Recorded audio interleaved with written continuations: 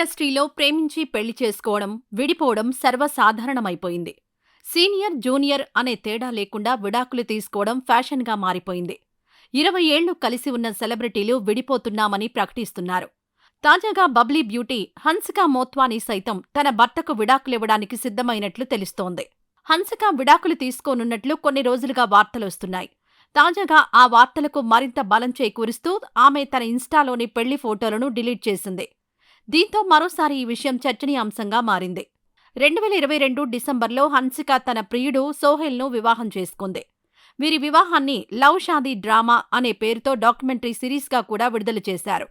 అయితే కొన్ని రోజులుగా హన్సిక, సోహెల్ విడివిడిగా ఉంటున్నట్లు టాక్ వినిపిస్తోంది. త్వరలోనే విడాకులు తీసుకోనున్నట్లు వార్తలొచ్చాయి. ఈ వార్తలను సోహెల్ ఖండించినప్పటికీ హన్సిక మాత్రం ఇప్పటివరకు మౌనంగానే ఉంది. తాజాగా ఆమె పెళ్లి ఫోటోలను డిలీట్ చేయడంతో మరోసారి ఇది హాట్ టాపిక్గా మారింది. తన భర్త సోహెల్తో కలిసి ఉన్న ఫోటోలను మొత్తం డిలీట్ చేసింది. మొట్టమొదటిసారి సోహెల్ ప్రపోజ్ చేసిన ఫోటో దగ్గర నుంచి పెళ్లికి సంబంధించిన ఎలాంటి ఫోటోను మిగల్చకుండా తీసేసింది. దీంతో హన్సిక, సోహెల్ ఖచ్చితంగా విడిపోయినట్టే అనే కామెంట్స్ వినిపిస్తున్నాయి. ఇక ఈ విషయం తెలియడంతో ఈ జంట వివాహ వేడుక 3 నాళ్ల ముచ్చటగానే మారిందని నెటిజన్స్ కామెంట్స్ పెడుతున్నారు.